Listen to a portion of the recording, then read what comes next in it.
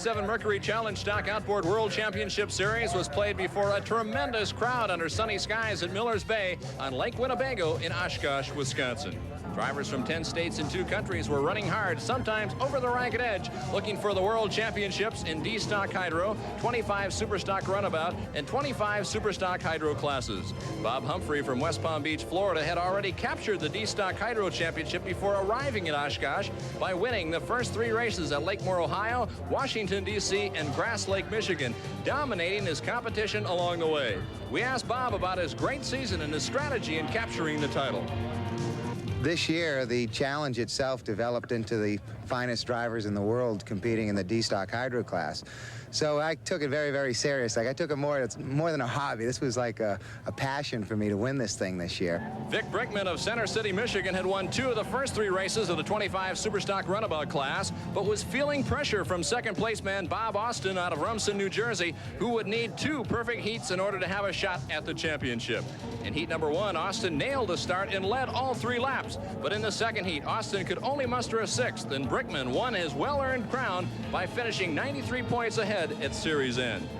The closest battle for a championship and most exciting racing of the day came in the 25 Superstock Hydro class, with just 44 points separating leader Mike Mamano of Webster, New York, and Matt D'Agostino of Alexandria, Virginia.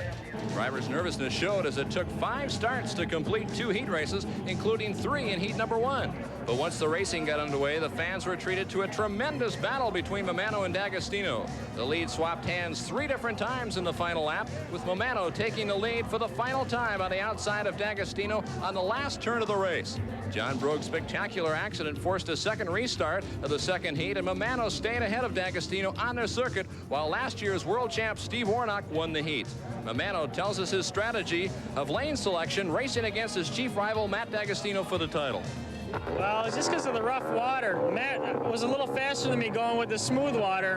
When we got into the turn down there, I could stay on the outside of him, and when we got into the rough water, he was having problems holding the boat down.